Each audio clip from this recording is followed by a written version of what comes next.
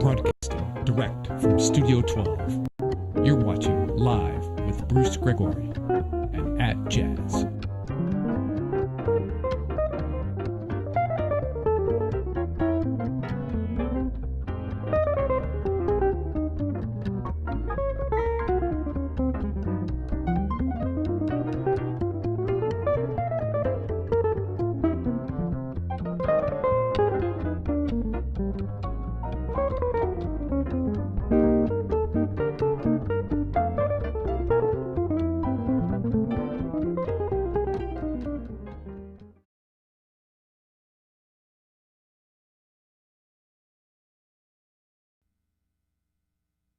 Well, right on. What is happening? Oh my goodness. Welcome to Monday Night Live. And of course, we are here on the Bruce Gregory YouTube channel. Hello, Cynthia. Hello, Mr. Brian Hobbs. What's happening, my man?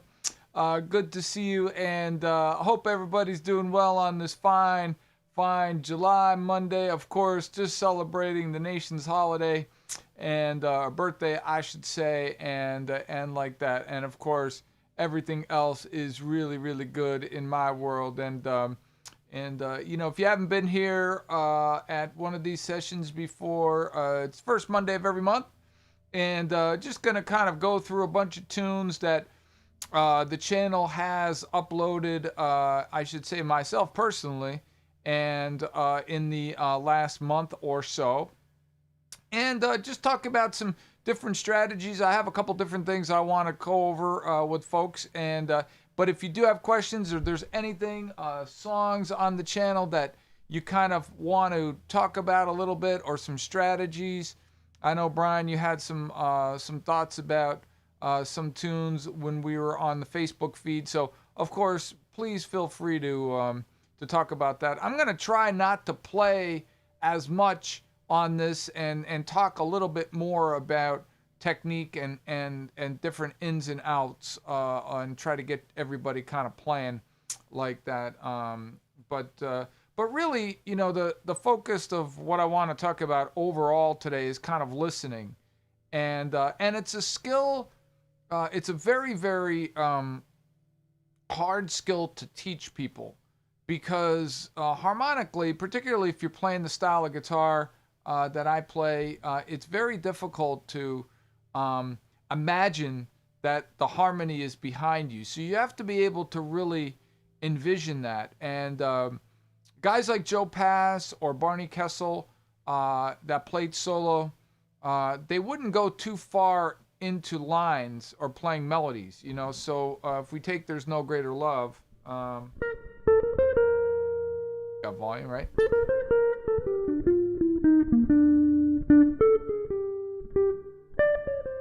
Now, you know that melody, and it's written around the chord changes, but then when you go to improvise, you're kind of recreating something like that, but also has a little bit more depth. And being able to hear those changes is a real kind of art. A lot of times, I'll hear solo players, and I can't hear the changes that they're playing. And they could be thinking about something harmonically different. But, you know, really kind of the starting points of this is really kind of, you know, thinking about if you can really work over those changes initially. So if we take, again, There's No Greater Love, right?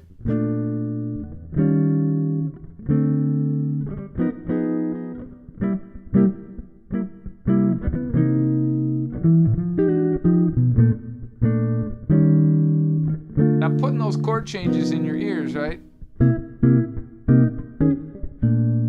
And then it goes minor, right?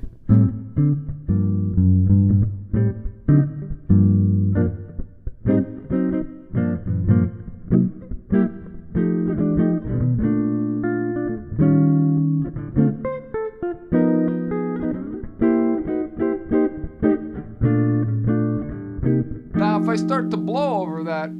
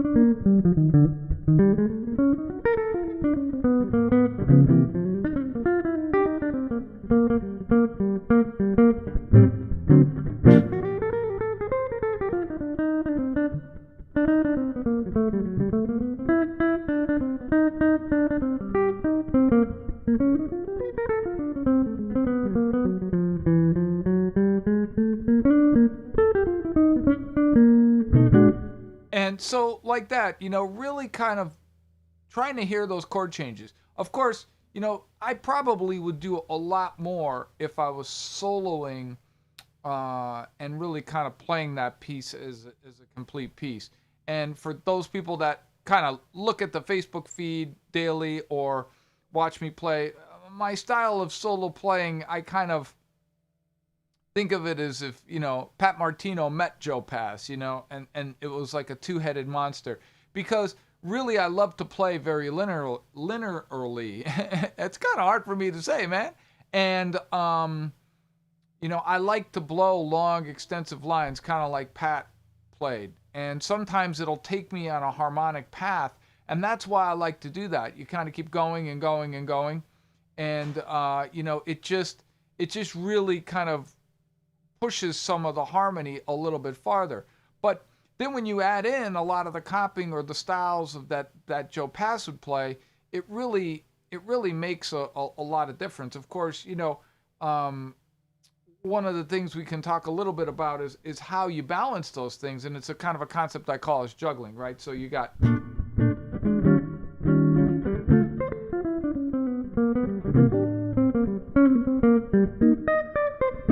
and so I'm playing lines and chords and trying to comp in between. So the space of where I'm hearing the lines is really kind of where I'm sliding in the chords. So think about a pianist, right? When they're comping with their right hand, possibly, and then playing lines with their left hand. Or they could be playing a bass line with their left hand and comping and then playing lines. So they're not doing everything all at once all the time. So they're kind of balancing that. And so that's somewhat of what I'm doing. Thank you, sir. Appreciate that. Who do we got on the channel? CCX, thanks very much. I appreciate that. Thanks so much for tuning in, my man. And so it's kind of like that. And that's really kind of that whole listening aspect of it. So and hopefully that makes a lot of sense and that kind of clarifies that. The other thing that's really cool about when you're playing this style is of course the positional playing. And that's something that you don't have to be all over the neck, right? So when you think about the positional playing, if I take something like one of the tunes we just released was Autumn Leaves. And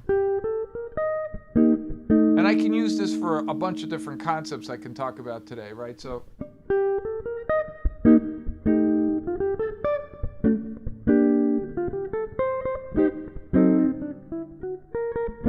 that's the melody, and that's the entire harmony. The bridge is very similar to There's No Greater Love. But what I can do is I can pick a position on the neck of the guitar because that song essentially is all in either B flat or G minor. Same key. And so if I pick a position, so if I pick 8th position here, or if I pick 3rd position, right, I can try to navigate the sounds or the changes of those chords and listen to them. So if I put the changes in your ears again, right?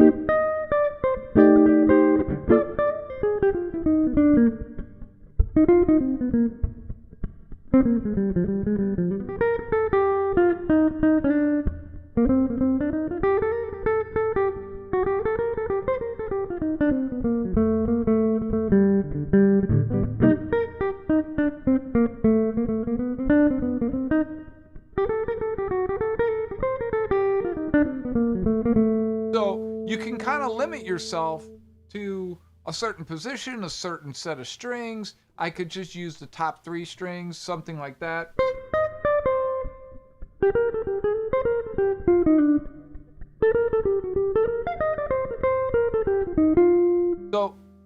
when I'm doing that, I'm not really kind of moving too far. I might move a fret or two. Naturally you have to. And one of the things that I kind of was trained with was with Jim Hall, which is you're kind of following where your ears are taking you, not so much where you want your hands to go.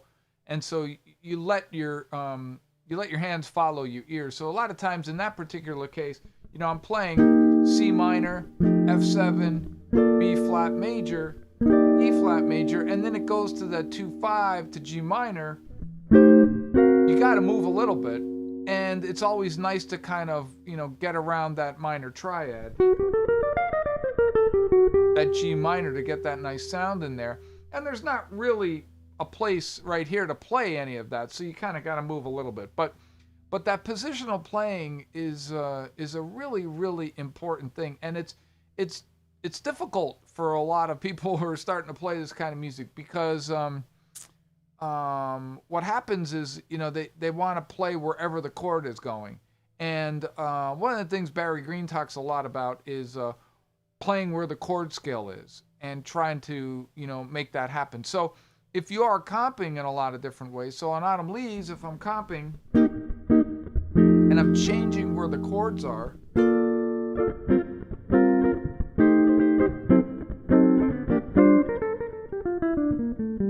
so I just moved that G minor 7 up here, and the chord scale is right there. So I'm just playing basically the upper part of a G Dorian scale. That's it. Like that. So positional playing is it's another kind of thing. Of course, in the lessons, I can't get that deep and start talking about positional playing or just only listening skills, but those are kind of in the context of the song, which is really all, I would do in terms of teaching. Of course, if you are interested in any instruction, you have to go out to brucegregory.com, where you can get private sessions. Of course, the VHX or brucegregory.vhx.tv site. That is another place where you can go and you can get some more personalized instruction if that's your thing. And of course, but the channel, the videos that are released on the channel are every Tuesday and Friday. We have a release tomorrow. It's a great song.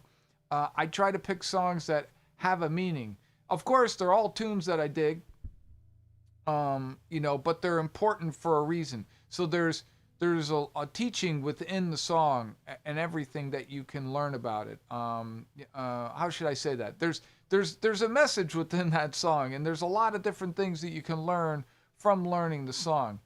And in every song, you need to learn the melody first. Of course, you need to know the changes. As a guitarist, you're going to be comping, all the time. But you really need to know the melody, because that's going to tell you some things about the song. Blues for Alice is a tune we released. That's a killer bebop melody,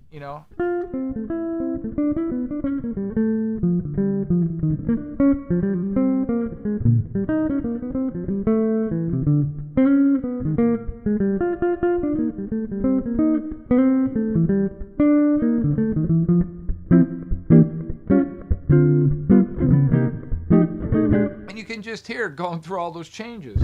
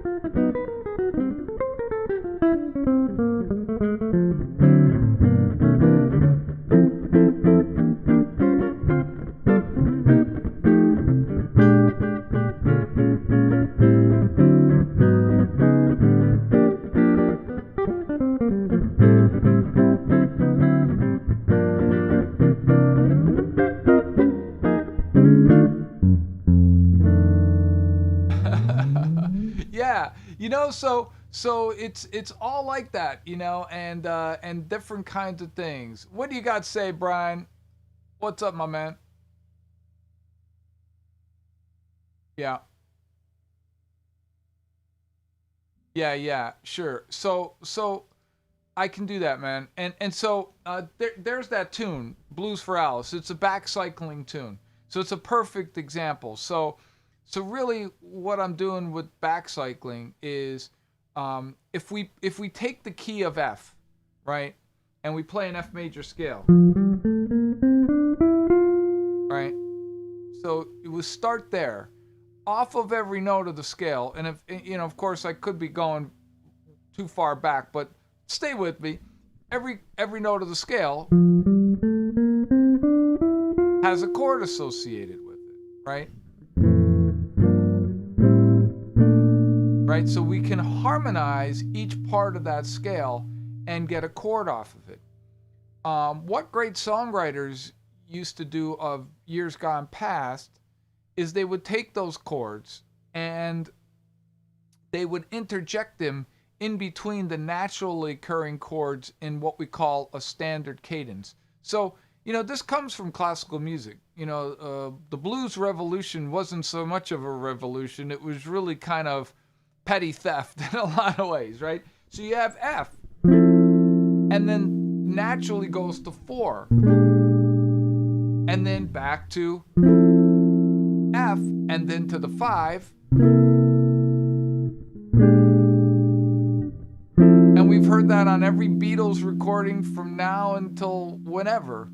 And so all back cycling really does is it's usually, I shouldn't say it's always, but a lot of times it's starting on a 1 chord and it's trying to move to a 4 chord. So a lot of back cycle tunes or tunes that work that way are usually done in a couple different fashions. One is a turnaround at the end of a song, kind of like Night and Day. So it's a way to kind of make the song kind of boo, do, do, do, boom, and then it lands somewhere. Or in a song like Blues for Alice, which is kind of a take on There Will Never Be Another You, it's just a way to kind of make it more harmonically interesting. So all Charlie Parker did with that particular tune, he kind of took the idea from Harry Warren and There'll Never Be Another You. So you've got, if we played the chord slowly, or if I played the form slowly, just the first part of it, which is really the back cycling. Well, actually the whole song kind of has a back cycling idea. But let's just take the first part of the song. We have F, right? For 4 bars. And then what happens is, as he's getting to the 5th bar, he does a 2-5 to get to B flat. Well, that's just a 1-4. So it's the first part of a blues form.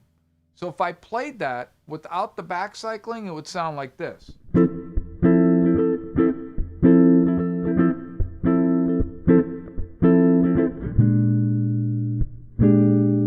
And that's it. And that's like a blues. Now, to make it more interesting, instead of making it a dominant like a blues, he made that first chord a major chord, and he made the 4 chord a dominant chord. So he just made it interesting. But the chord quality is not all that important, but the fact that they're major or minor is a little bit more important, and sometimes not even that. So what he did is, instead of just staying on boring old F, he started to diatonically go down the scale. So you've got E minor 7 flat 5, which is the 7 chord. And then he does basically 6. And don't forget, now he's putting a 5 chord in there to that 6, and you can add a 5 to every minor chord or 2 chord because it's the same chord, right? So this D minor is the 6th chord in F, and he adds a G7 in there, which is not in the key of F, but you can put it in there. And why can you put it in there? Because every minor 7th chord has an associated dominant chord that's the same chord. So he just kind of exploited that idea of putting that chord in there, right? And then he's doing a 2/5, and that 2/5 is also not in the key of F, but what it's doing is setting up the 4 chord. So he's using chords that he can grab onto in order to move the chord progression in a really cool way. And so if I go through it all slow again, F major, in the key,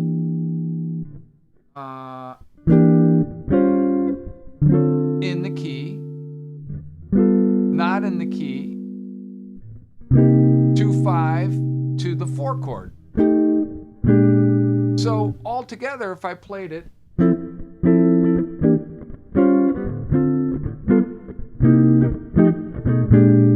all that is the first part of a blues with some chords from the original key, which is F major, included in there to get the progression to go where he wants it. So it's kind of going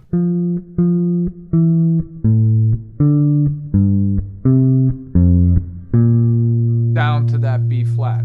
And that's all. And he's using the momentum of the downward motion. And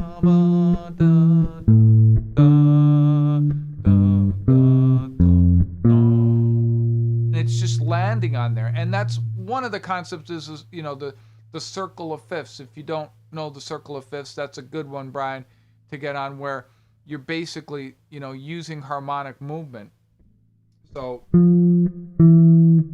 down a fifth, up a fourth, down a fifth, up a fourth, down a fifth, up a fourth. And really, that's kind of how the key signatures work. And so, you know, that whole concept of the back cycling is just really, again, you know, I can't emphasize it enough. It's such a great thing to get your arms around. So once you get that, what do you do over it in terms of playing? Well, you've got F major, and that's in the key. You get to that E minor 7 flat 5, that's in the key, so you're still playing F major. And then to that D minor 7, which is still in the key, you know, and then what you're doing is kind of negotiating that C minor 7 to F7, which is taking you to the 4 chord. So if I were to play over all of that, I would kind of think F major, F major, F major, F major, F major. Still, I would kind of think there. And then I would start to shift my thinking to start to set up playing over the B flat 7, because I've got a 2/5, which would take me to B flat major, but I'm just resolving it to a dominant chord. So if I play that as a dominant chord, it'll sound a major chord will sound like this. Heard that progression in every jazz tune since the end of time. It's all the same key. It's all B flat. So I'm playing B flat, but resolving it to a dominant chord, which happens a lot. If I play it as a straight blues, it's going to sound like this.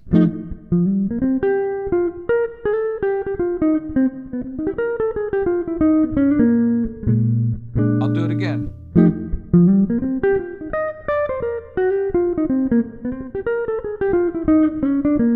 Now let me play it like regular blues for Alice.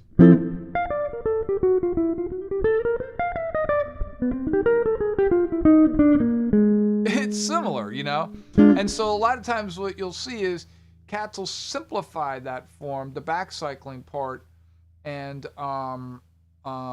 you know, kind of play more of a blues format. I'm thinking about any of the other tunes were released recently, if it's got kind of a form of back cycling. Autumn Leaves kind of is a form of it in some ways, because Autumn Leaves starts on the 6th chord, right? But it all stays in the same key. So now we're not interjecting any other chords in this tune. So when people think of Autumn Leaves, they either think of it in the key of B flat or the key of G minor. And you have the G minor people and the B flat people, but it's all the same key. But if you think about it, where does that song land? It lands on a G minor. So what Joseph Cosmo was doing is he was kind of using a form of backcycling. He was just using chords starting on the 6 on a minor chord and going all the way down. So watch, he's going, he's actually starting on the 2 chord, sorry.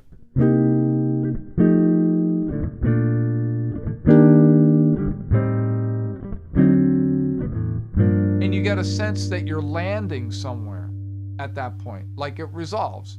You know, at least that's how my ears hear it. My ears don't hear this song going.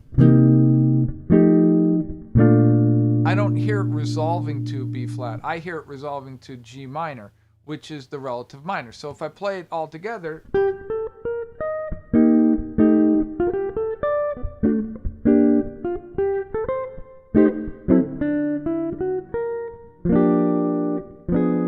I hear it resolving there. And if I play the next chorus,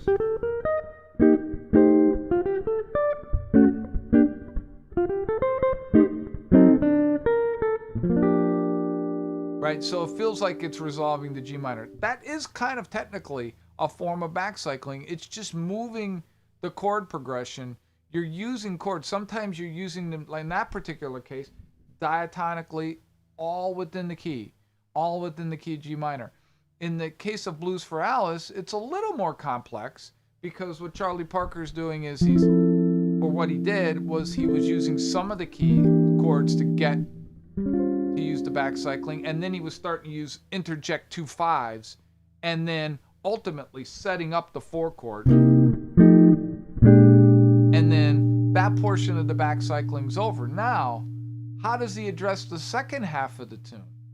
And so he still uses, in my opinion, another form of backcycling, because if we take that part, now we got B flat 7. How are we going to get back to F major from that? Now we could just go, he could have just went back to B flat, but what he did is he started using chromaticism, which was really kind of a new thing, and it's something that shows up a lot, chromatic 2 5. So he's still using the 2 5, right? And he's on B flat 7. So what does he do? He changes it to a minor. And then he moves it down a half step. Now he's in the key, right? He's on the 3 chord. And we've seen 3, 6, 2, 5 till the end of time. But he doesn't take it right to 2. He takes it, he keeps going chromatic. So if I played from the 4 chord,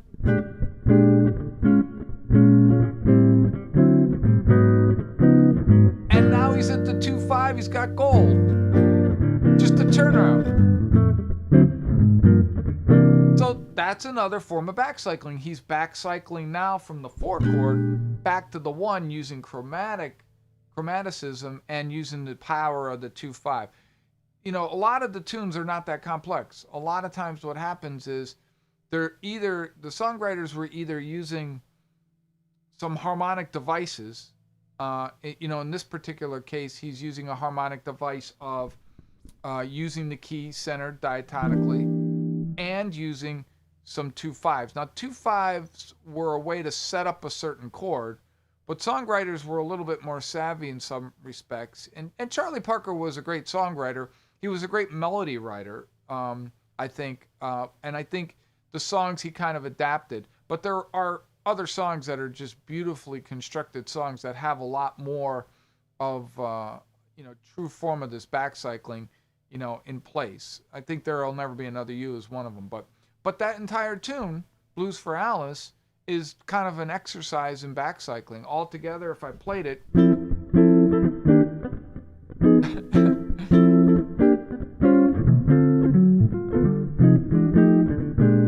backcycle.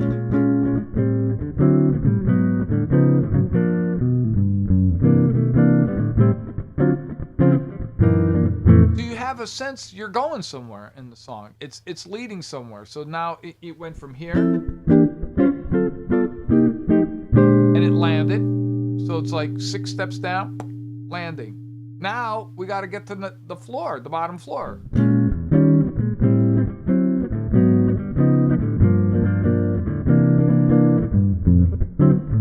And we do a little turnaround at the bottom of the stairs, and then we're off and running, you know. So, you know, there used to be this Fred Astaire thing where he would go down, land, do a little twirl, land, do a little twirl. And that's what I think of when I think of this song, you know, just like that. So, but that's a great thing, and that's one of the things I was going to go over, Brian. I'm glad you brought that up, and I'm sorry I went on this huge thing, but it's a huge component of the songs.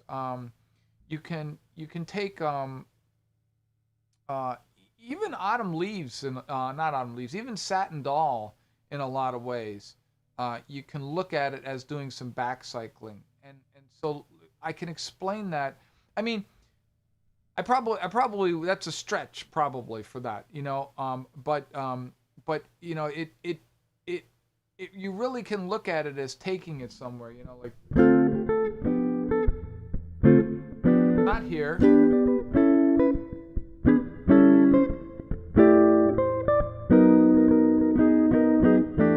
So, you know, he's basically kind of taking it from the 6th chord down to which would be like a flat 5, I guess, and then, you know, kind of like that. So, you know, taking it right down the scale chromatically to get back to, and that wasn't so much of a back cycling kind of thing, but it's still, you could think of it as some harmonic movement using chromaticism, you know. And what started to happen, Brian, is that a lot of players started to get away from that when we get to the hard bop era, because they kind of looked at it as saying, well, you know, yeah, that's been done, that's really kind of cool. But then you had other players like Pat Martino that would use some of those chromatic 2/5s and all like that. So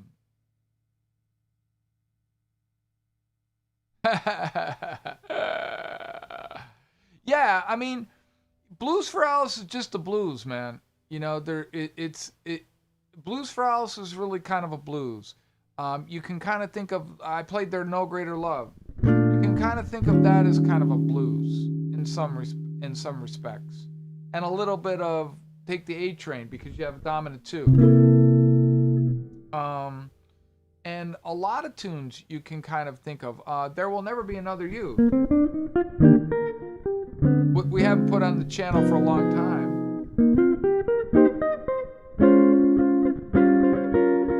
Now we're on the 4. You know, so Harry Warren just basically did, well, Charlie Parker stole it from Harry Warren, but so we're in E flat.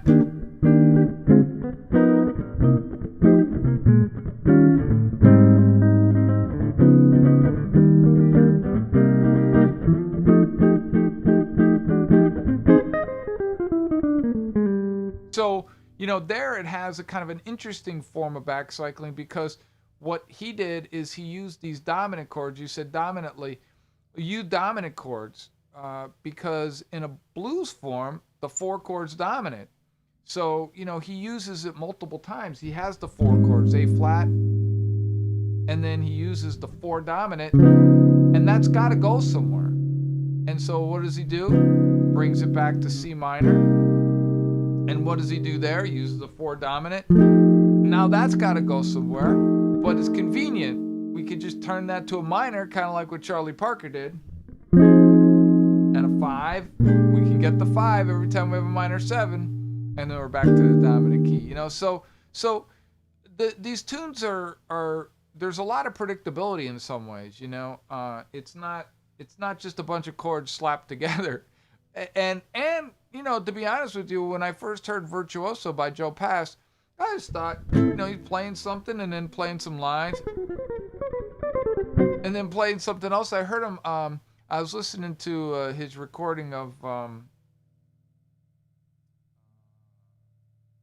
might be How High the Moon.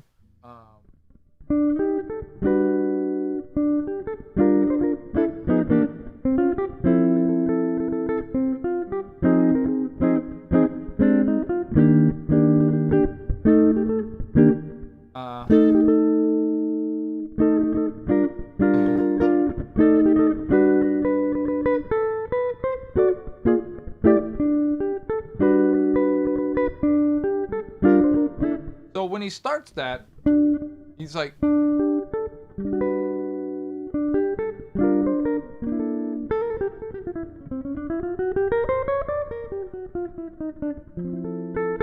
he's playing a lot of rubato, which is out of time stuff.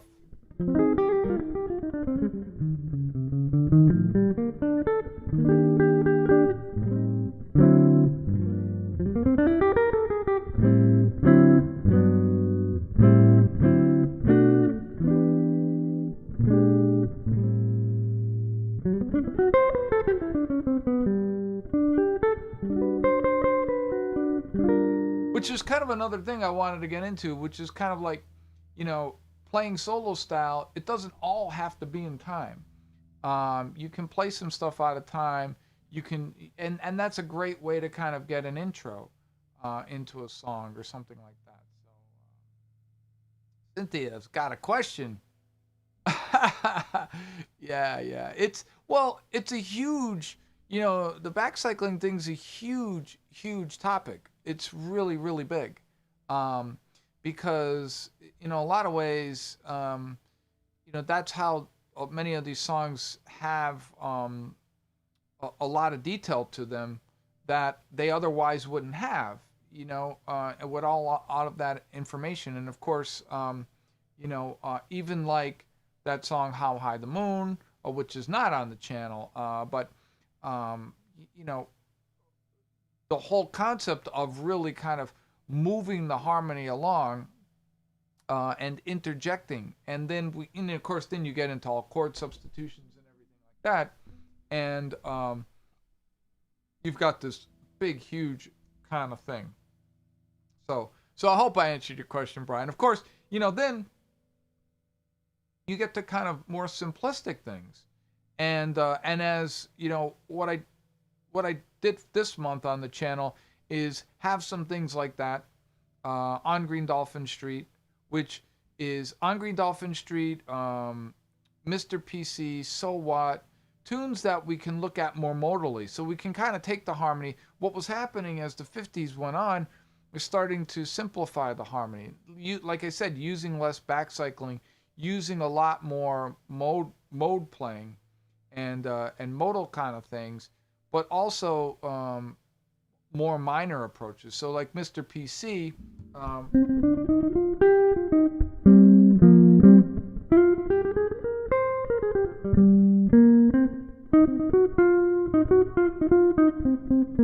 I can think of it all modally if I want.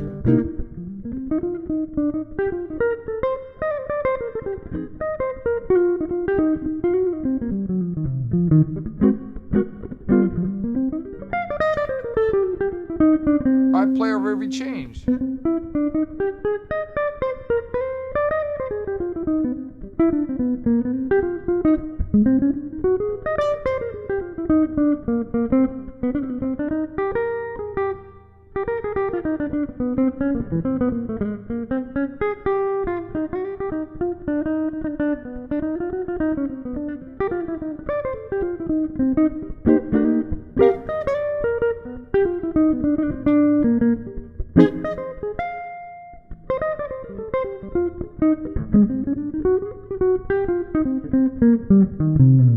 Yeah, so,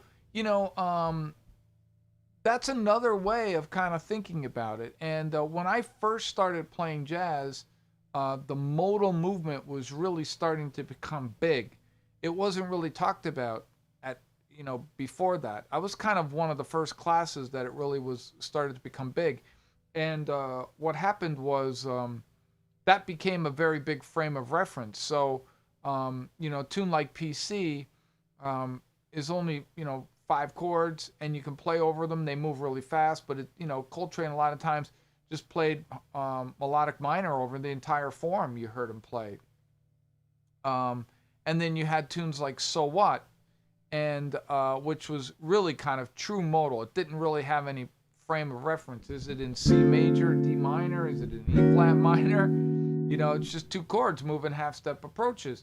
And so one of the things to kind of really mess around with that harmony is you could play outside, which I'm not going to go over too much now, because I think that, there's a lot of time to talk about outside playing.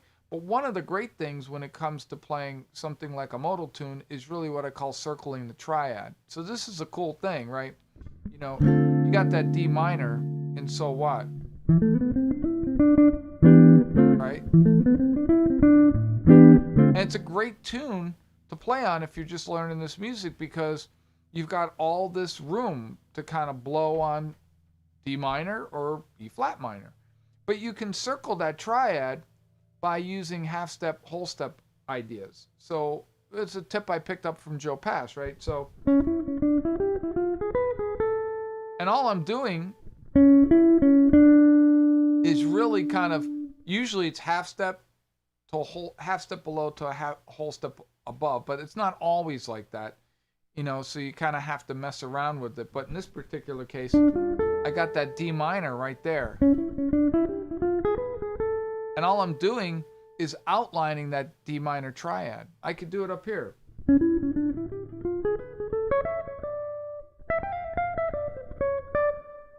And I'm sure you can hear the sound of that chord.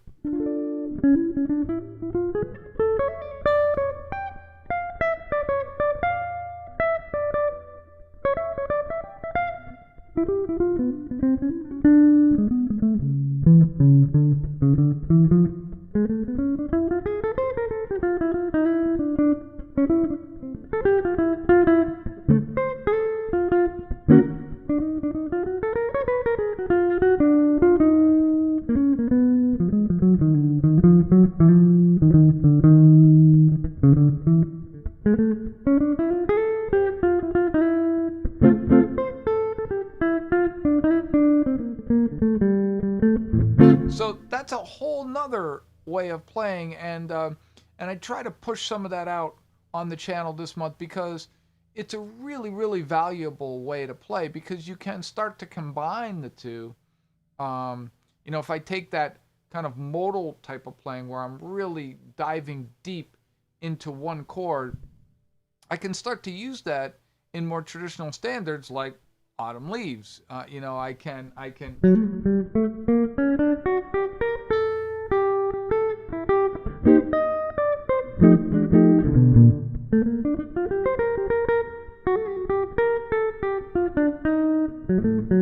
So I just use kind of some of those modal circling the triads in that particular tune, and it really kind of starts to open up your playing. So you're kind of looking at things. You start to get an inventory of tunes, an inventory of strategies, and then you're kind of picking the ones that you like the best. Someone explained it to me once, where you have a field of flowers, and you want to create a bouquet to give to someone.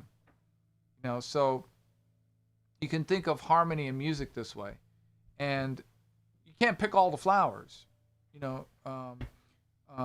Another thing someone said to me once is, the player that just plays everything all over the neck or all over their horn or the piano is kind of like someone who just knows a bunch of adverbs and goes to a party and just spews out adverbs at people. It's nonsense. It's not conversational. But with the flower analogy, it's kind of like, you pick maybe the 6 or 7 or 5 flowers that you like to create a picture that you want of beauty to give to someone or for some occasion. It's the same thing in harmony. I might choose to play something a certain way because it's the sound I want to present to whoever and like that. So but dig it, man. And the other thing that's really cool, Brian, you brought up backcycling and kind of back to that a little bit, and So What a little bit, and Mr.PC a little bit more, is messing around with the melody. I think I said it at the beginning here, it's really important to learn the melody. Blues for Alice, if you want to get inside the changes, that was the thing for me with Charlie Parker, was his melodies,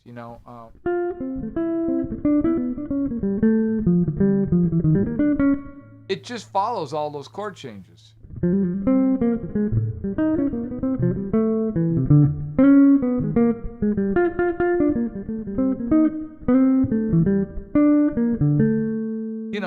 every single one of those notes is precisionally placed.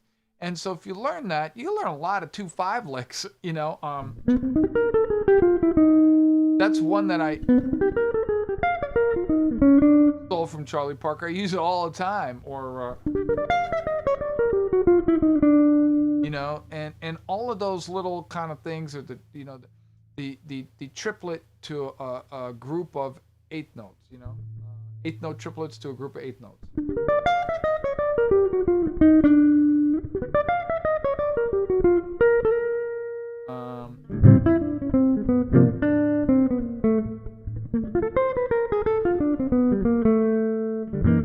And or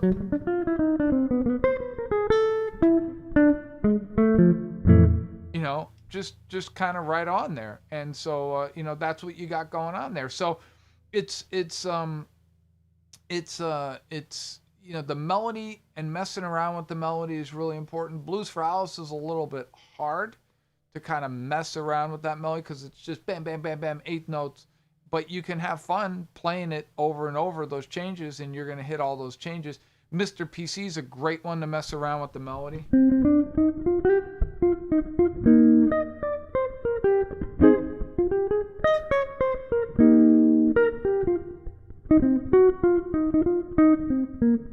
So I just mess around. I'll play the melody, and then I won't. But I'll dance around it.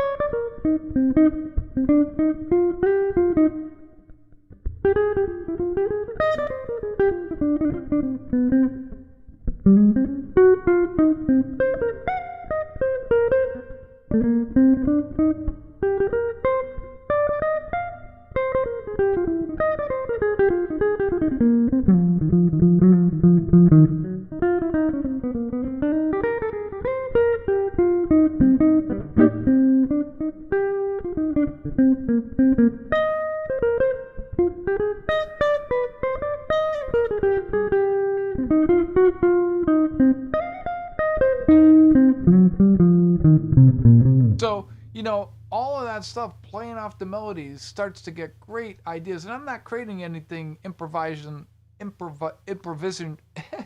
I'm not creating any great improvisational kind of masterpiece. It's just really kind of, you know, just messing around with the tunes like that. So I think I covered just about all the tunes on the channel. I didn't really go over Summertime too much, but, you know, minor blues.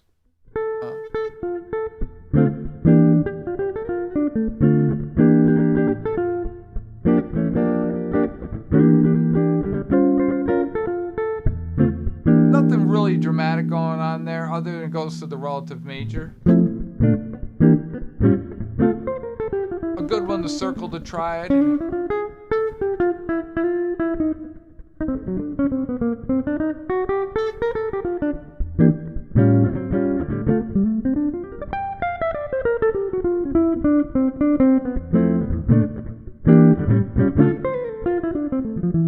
You know, but just I played it in D minor there. You play, it's great to learn on a bunch of keys. It's a great tune, you know. That tune and PC has kind of the same strategy. I use it where, you know, as I approach the 4 chord, I'm changing the 1 to a flat 7/9. So, you know, and that's just another way to kind of create harmonic movement. I'll do that in Mr.PC. You know, and I don't do it all the time, but it's something nice to kind of create like that, that really, you know, gives a little bit more movement like that. So, Brian, what you got to say, my man?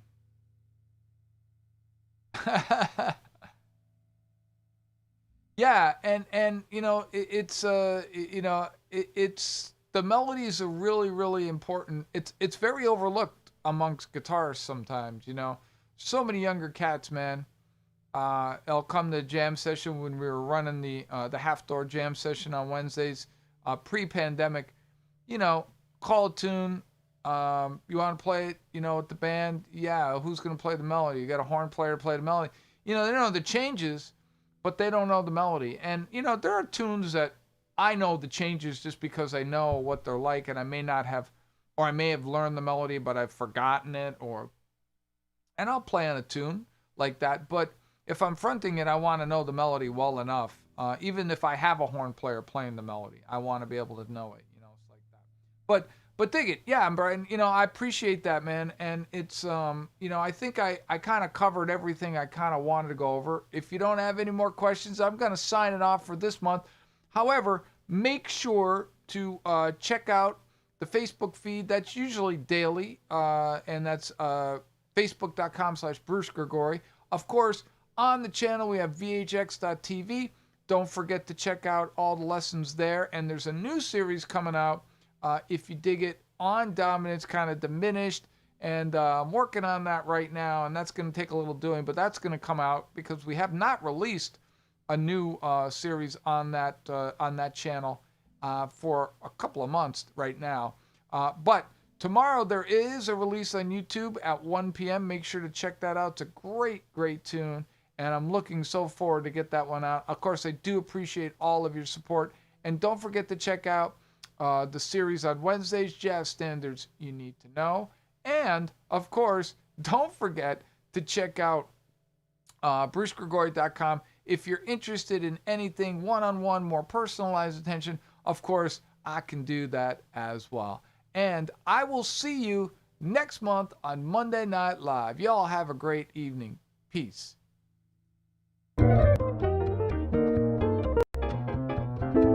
Bruce Gregory, video on demand. www.brucegregory.vhx.tv